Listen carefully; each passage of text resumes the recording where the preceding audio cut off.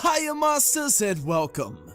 Now, I have 10 Let's Not Meet stories to share with you guys, and, well, let's get on to the storytelling. So, without further ado, let the stories begin.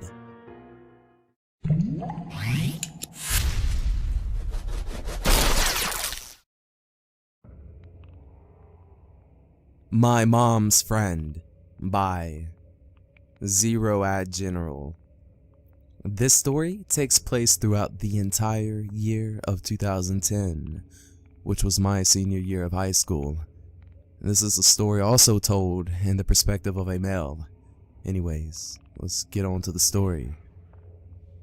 When my mom got out of her financial struggles and found a steady job, one of her longtime friends, Justin, asked for her help as he had just gotten laid off and lived in a sketchy part of town.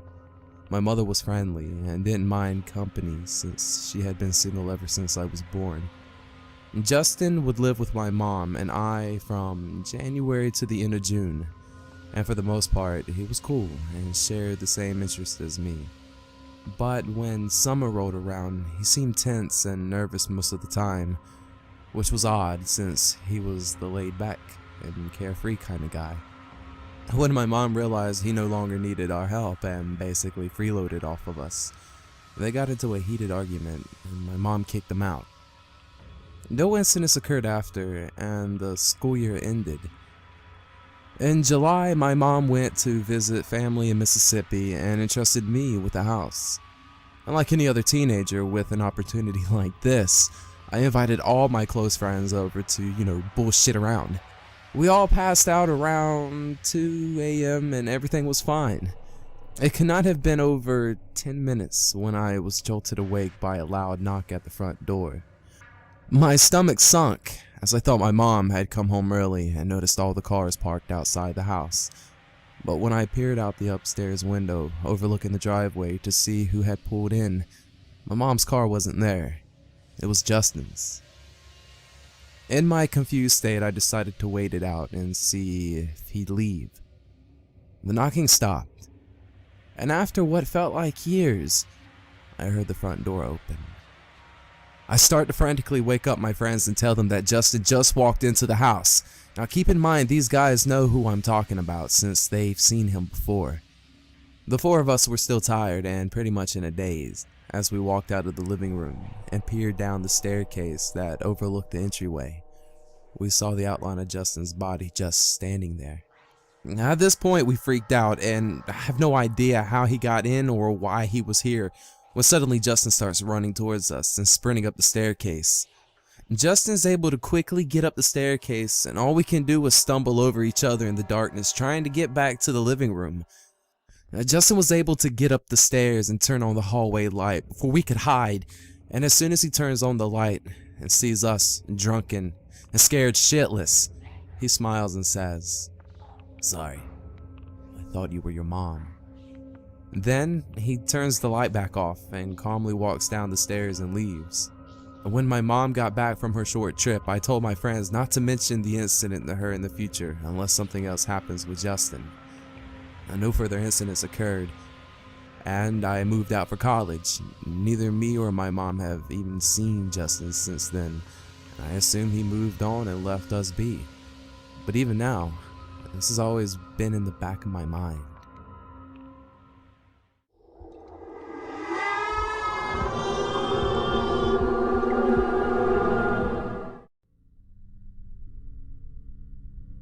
Let Me Out of the Car by You Clever Girl. On a dark, cold night in the late 70s, my dad's truck broke down about an hour from home. He started walking and put his thumb out for hitching a ride and was soon picked up by a middle-aged man in a brown sedan. My dad gets into the car. "Thanks, man. I appreciate the lift." The driver doesn't respond. "I'm trying to get further north. Where are you heading?" The driver again doesn't respond and begins to drive. Without even a look, the driver locks the doors and puts his hand on my dad's upper thigh and squeezes. My dad was 24, 25 years old. He worked in construction, specifically drywall. He wasn't a tall man, but was barrel-chested, stocky. My dad turns and faces him. "Look, man, I'm not into that. I just need a ride." The driver doesn't move his hand. After 10 seconds of silence, "Look, man, let me out of the car." The driver doesn't respond. Doesn't even look at him. My dad grabs the man's hand and peels it off his thigh. "Look, dude, let me out of the car, motherfucker. I will kick your fucking ass. Let me out now." My dad was ready to strike. Without a word, again without even looking at him, the driver pulls over, unlocks the door. My dad jumps out. The driver peels off. And my dad eventually arrives home and tells everyone what happened. The family doesn't believe him. Now, a few years later, he's dating my mom. They're watching the news, which is covering the arrest of a serial killer, John Wayne Gacy. My mom said my dad went pale. My dad jumped out of his chair, shaking violently, and started screaming and pointing at the TV. That's him!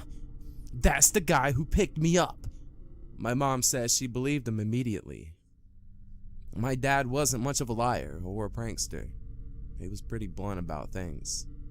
He was a rather quiet man and didn't crave attention. I was so intrigued by this incident that in the late 90s I read a few books on Gacy, including one written based on his interviews. And Gacy picked up countless hitchhikers over a multi-year period in the 70s. Sometimes he would pick up hitchhikers and take them wherever they wanted to go, without incident. Now the timeline, details, geography, MO were all consistent. My theory is that Gacy picked my dad up thinking he was younger than he was and then tested out my dad's reaction. My dad was a bit older than Gacy's target age of 18, 20. When my dad fought back aggressively, and immediately, Gacy figured he wasn't worth the trouble, and possibly also realized that my dad was not as young as he looked. Now, a few years ago, my husband and I were at an event, and we started chit-chatting with a couple seated at our table. For some unremembered reason, I told this story. The female half of the couple turned white and stared at me, mouth wide open. She said that her uncle has had an almost identical Gacy encounter. I'm just so sad for those who were unable to escape.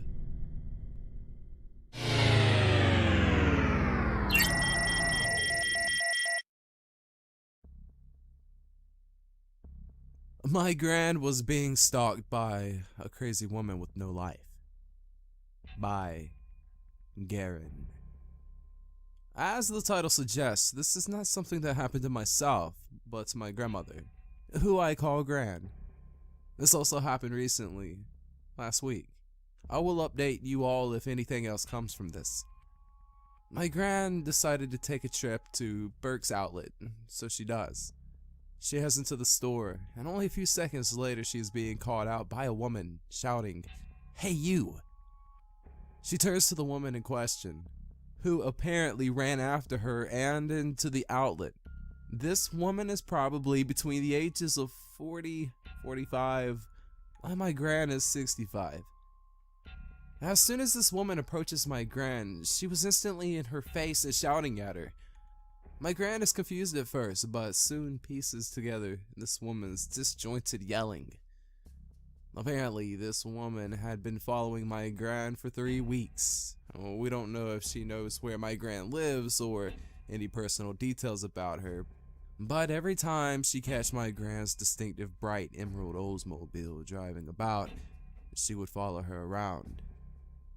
Why was she following my gran? Well, apparently she thought my gran had cut her off 3 weeks ago prior, and she had been following her to find an opportunity to scream at her about it. She kept mentioning the name of a town that's about 40 or so minutes away from us. We're not sure if she meant that's where it took place or where she thought my gran lived. This struck my gran as odd because during that time, she had been in the hospital for some minor surgery, and my mother had the car. My mother had no reason to go into this town and hadn't been there. Anyways, My gran told her that she didn't believe it to be true for these reasons, but apologized if she accidentally cut her off. The woman continues to yell at my gran, telling her it had to be her because of the car. Now, Oldsmobiles are uncommon nowadays, but it's not impossible to find them anymore. Now, at this point, the woman was starting to gather attention from nearby shoppers and clerks due to her scene. My gran, the badass, told her simply this was the only apology she was to be getting and that she better be on her way. If she came into Burke's to shop, then she suggested she do so and leave her the hell alone. The woman persisted, to what reason we're still unsure, and tried to block off my gran when she tried to walk away. My gran warned her to get out of her face and asked the woman if she knew what the term stalking meant. She told the woman in no certain terms that she honestly felt sorry for her if this hurt her so badly, and that she felt the need to stalk her for 3 weeks. She must really have no life. 2 more times my gran had warned her to get out of her face, and my gran was getting very close to getting into a fist fight with this woman. She started to look around, and my gran felt that the woman realized she was about to ask someone to call the police. That's when the woman finally left her and walked deeper into the store. A few moments later, she hurried out with apparently no intention to shop. My gran sort of laughed an embarrassed laugh and told the woman at the front desk that she was gonna just chill out around here for a bit because she didn't want to go outside and risk further confrontation. When she finally left, the woman was gone, and there seemed to be no sign of her doing anything to her car.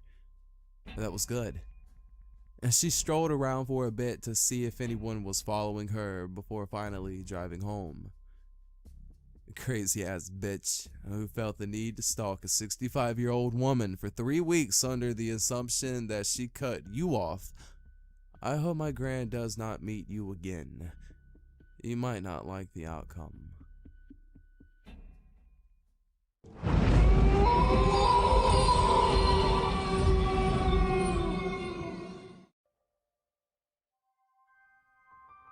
Almost Abducted at Walmart by L&M Please. This happened several years ago. One summer, on a random weekend, my family and I decided to go to Walmart to pick up a few things. When the whole family went as a group, we would usually split up. My younger brother stayed with my mom, and I stayed with my dad. So, Dad and I made our way back to the electronics section, and, as was typical for every 14-year-old girl, I went to look at the CDs as Dad browsed big screen TVs and computer monitors a couple of aisles over. I was enveloped in Hilary Duff's new CD, reading all the track titles, when I felt someone standing right behind me. Someone tall. I turned around, expecting to see my dad making a goofy face, but it was a stranger. A tall man in his late 30s. And he had a creepy as hell grin on his face. "Hi," he said, not breaking eye contact with me. Hi," I replied. I played softball, so I thought it might be a softball dad.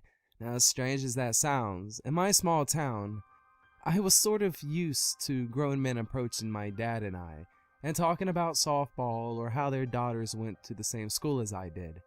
I started to feel a little relieved when I assumed it was a softball dad, so I smiled back and said, "How are you?"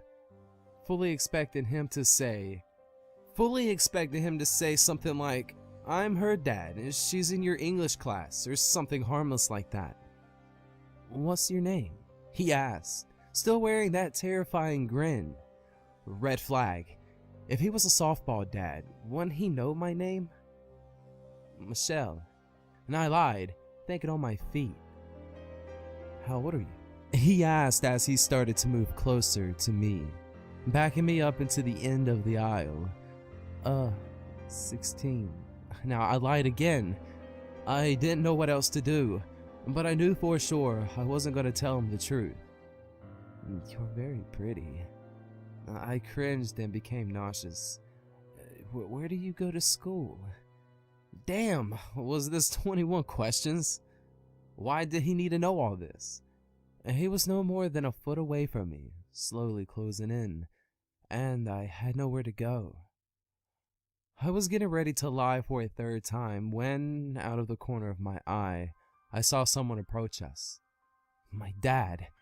I had never seen him so angry. His eyes were bloodshot with rage, as if on command, and at 6 foot and 250 pounds, he's an intimidating guy. He didn't say a word to the man, but his stance made him look 10 feet tall. Immediately, the stranger threw his hands up and started slowly backing away, stuttering. I'm sorry, man. I thought I knew her." Once he was far enough away from us, he all but sprinted away. Dad looked at me and pleaded, "Stay with me, please." And more than happily obliged, and my hero and I reunited with my mom and brother. I was shaken up and pretty scared, and for a couple of years afterward, I didn't go to Walmart by myself. To be honest, 10 years later, I am still weary about going there by myself. I usually bring my boyfriend. But if this shit taught me anything, it's vigilance and alertness. When I'm walking anywhere alone, I am hyper aware of my surroundings, and if a stranger makes eye contact with me and starts walking in my direction, I know to be cautious.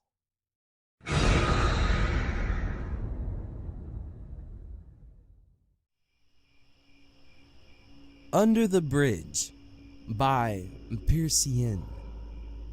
This story was told by my aunt. It takes place in the 70s, when my aunt was a teenager. She lived in what was probably the safest place in the entire world, a small town village in northern Norway. She had been to a party, probably about 1 mile from her home. No one she knew was driving in the direction of her home, so she had to walk. This was not a problem since it was a beautiful summer night and she had walked this distance countless times in her life, never experiencing anything dangerous. The walk was mostly on gravel, passing a couple of houses and farms, but mostly just fields and woods. A beautiful scenic landscape with nights as bright as day. If you've been to northern Norway, you know what I mean. When she'd gotten about halfway home, she noticed a car driving behind her. It was a white van. She had never seen it before. This was strange, since around here everyone knew each other. It was unusual for out-of-towners to be driving here, especially at this time of night. At this point, my aunt was almost at the bridge. She had to cross to get home. This was a pretty big and long bridge going over a large lake. The van drove past her, very slowly. Inside were 2 men she had never seen before, staring at her. When the van had driven past her, it sped up. She got this horrible feeling like something terrible was about to happen. She knew the van had to drive over the bridge and then some more before they would be able to turn around. This gave her a couple of minutes to get away. She considered running into the woods, but she knew she had to get back here anyway to cross the bridge. She decided that hiding under the bridge would be best. From afar, it looked like there was no space between the bridge and the water, but she had been playing there as a kid, and she knew if she went under the bridge, there was a little space you could sit in without getting wet. As soon as she got under the bridge, she heard the van return. It stopped right over her, and the 2 men got out. "I saw a girl. She was right here, man. Where is she now?" One of the men said. She probably ran into the woods. We won't find her." The other man replied. They both got back in the van and drove off.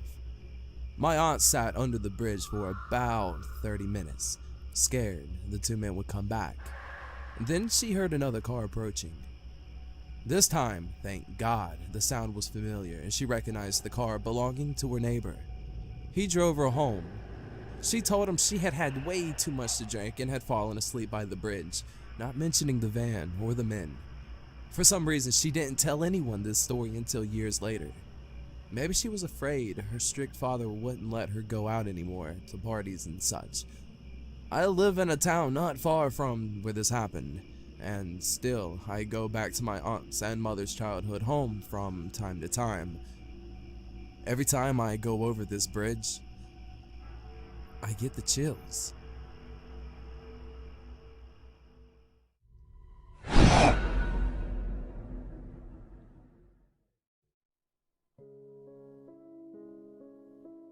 Meth Head Home Invasion by Cryptic Lizard.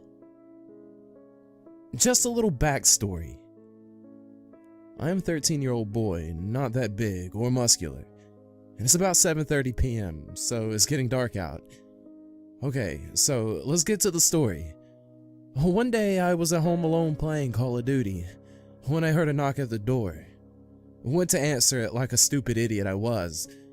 Behind the glass door, I saw a large man at the door wearing a t-shirt, sweatpants, and a hat pulled down over his head so I couldn't see his face fully. He had a long brown beard and was a large man, and he was very intimidating. He looked like he was on meth or some sort of drug, and then, with a cigarette hanging out of his mouth, proceeded to ask if my parents were home. They were not. Of course, I lied, saying they were. He asked to speak with them. I closed the door and then I got a call from my neighbor. Apparently, he had seen me from his porch while he was smoking. My neighbor was a 230-pound former boxer and not somebody you want to fuck with. And he said he noticed somebody outside my house and asked if I was okay. I said no, and I told him that there was this guy. I wasn't for sure, but he looked like he was on meth. And he said that he would talk to the guy. I was watching from my window as my neighbor walked over to the man. My neighbor proceeded to yell at the man. My neighbor told me that the man said he was from the gas company. He never specified which one. The man finally got into his beat-up white, unmarked van and sped off down the road, out of sight. I have a feeling like my neighbor wasn't home on his porch. I might not be here typing this right now. The rapist or robber? I think it's best for the best if we don't meet again.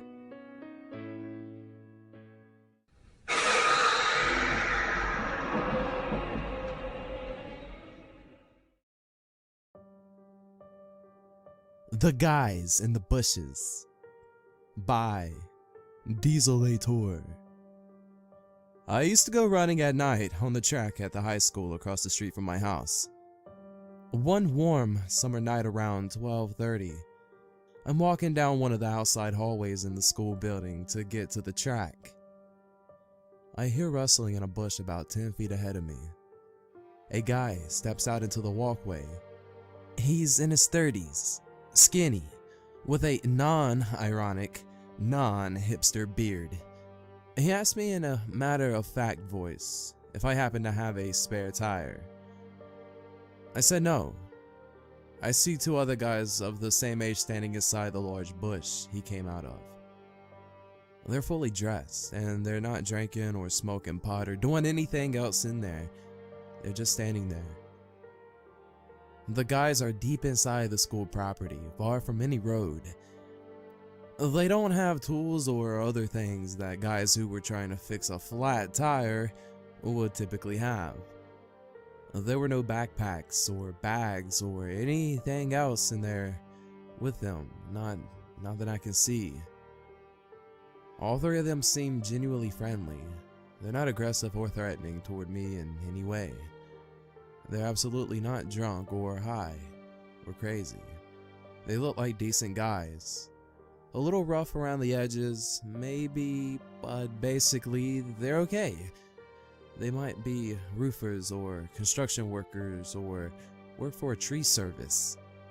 The guy who asked me if I had a spare tire says politely, "Okay, well, thanks anyway," and walks back into the bush.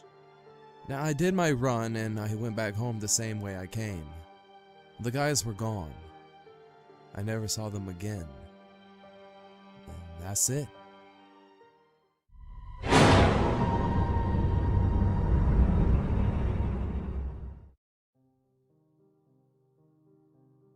I was home alone most nights by Jimmy of Suburbia. So, I grew up in Las Vegas. I had moved there when I was in 2nd grade. I was around 7 or so. My mom was working at some sort of motorcycle repair shop in Arizona that just wasn't paying the bills at all. She jumped on the first offer of a new job, of course. Fast forward about 5 years. I'm in the middle of school now. My brother and I were almost exactly 2 years apart. I was about 2 turned 12, so he was 10 at the time.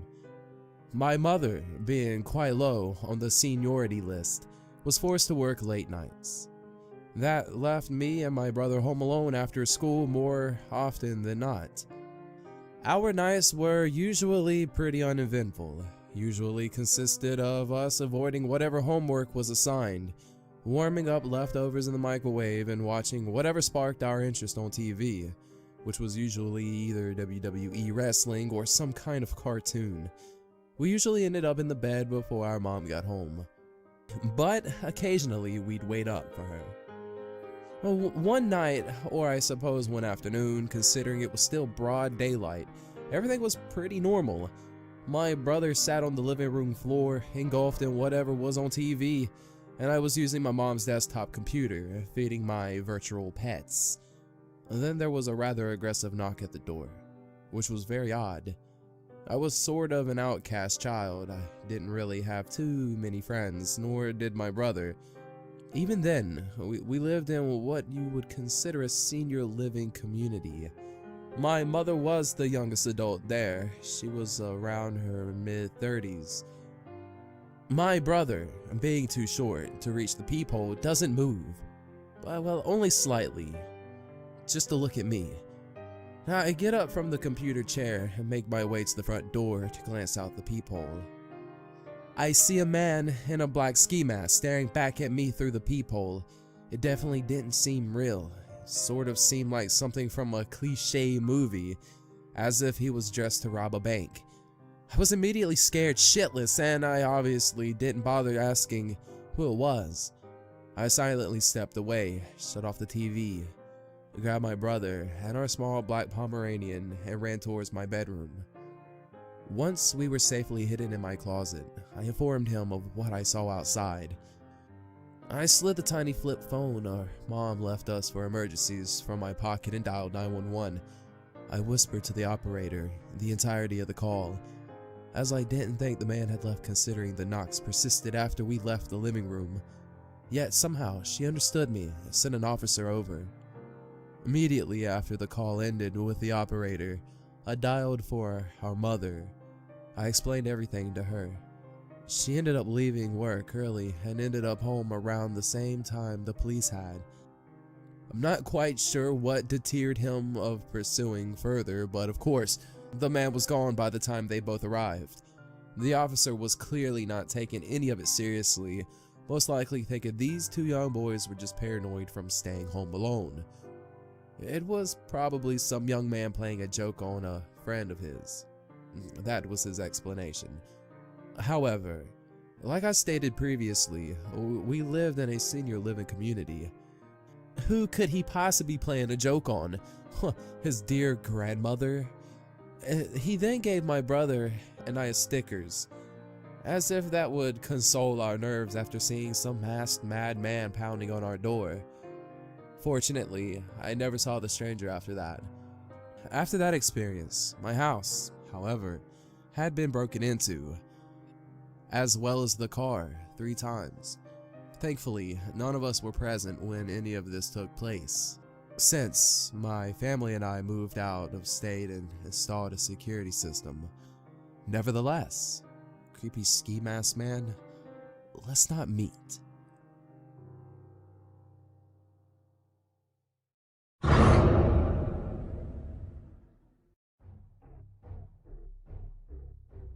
Crazy Coyotes by Rastakun. That was first post on Reddit, so excuse me for any mistakes and the like. I've been lurking for a while without courage to post this. So, it was in 2000. I was 13 in a small farm town in northern British Columbia.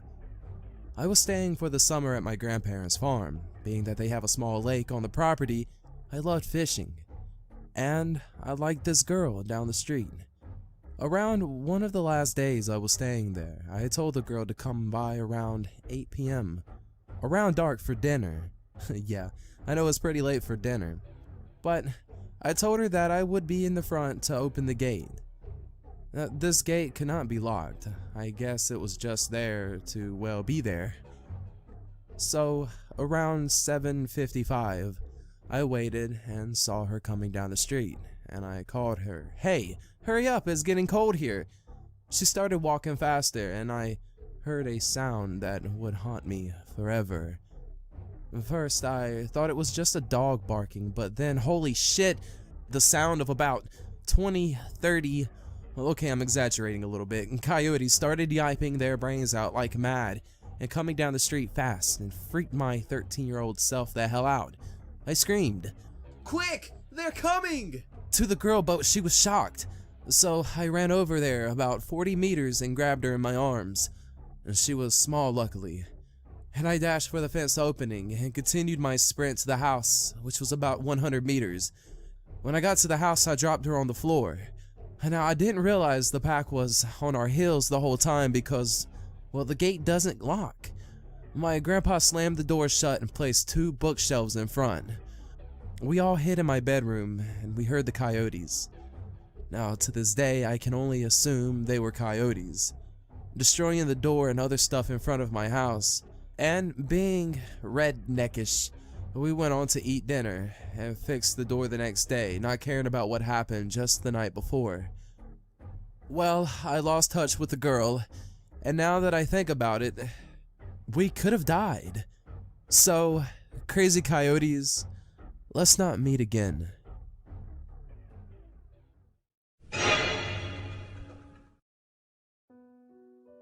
The Birdman by BananaFace117.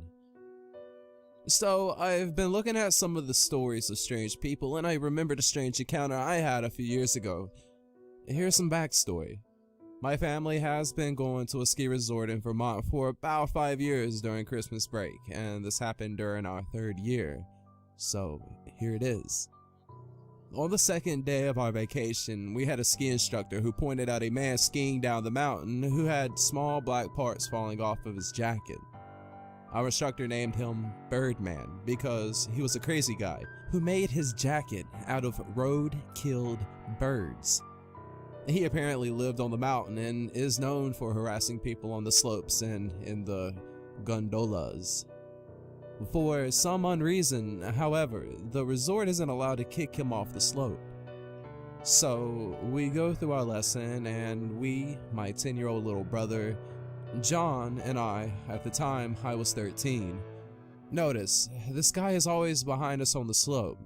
So, after the lesson, our parents want to go home, but John and I want to stay. My parents are always nice to us, and because we know the way back to our condo, they allow us to stay out and ski a bit more. My brother and I ski to the very bottom of the mountain and we arrive at the longest gondola on the mountain. I begin to smell a rotting stench, and when I turn around, I'm horrified. This Birdman has followed us to the bottom of the mountain and is about to get on the gondola with us. Now, the bottom of the mountain is almost empty, so when we get into the gondola, it's just me, my brother, and this crazy guy. When we start up the mountain and he takes off his ski mask. He has long, greasy brown hair. He's unshaven and smells horrible. He starts to smile and shows his incredibly crooked teeth, and they look like they haven't been brushed in years. He starts to speak and his breath smells like cigarettes and alcohol. He asks us where our parents were and if we want to ski with him. I immediately tense up because I know that we were alone with a random, creepy guy and we'll be about 10 minutes before we get to the mid-station. He then looks at my brother, smiles, and tries to grab his ski poles. I instantly put my hand out to block his attempt to grab my brother and he swats my arm away. I look up and see that we are approaching the mid-station, and I get ready to get off because I know that there's a double chair and we can get away. We get off the gondola quickly, and I notice he is getting off too. My brother and I sprint, or at least waddle quickly in winter gear and ski boots, into the double chair. We hop on and we see him get on 3 chairs back. It's a long chair ride, and I'm trying to comfort my brother because he is scared and crying. When we reach the top, we race halfway down an easy open trail and hid behind a small access shed. I looked out to see the Birdman go flying down the hill looking for us. After waiting about 10 minutes, we ski to the bottom and take a shuttle bus back to our condo. In hindsight, I should have reported this to someone, but I was too scared at the time. We have continued to come here every year since, and no sign of the Birdman, but I am always on the lookout. So listen here, psycho, who tried to lure my younger brother and I, and who wears dead birds for a jacket, let's not meet again.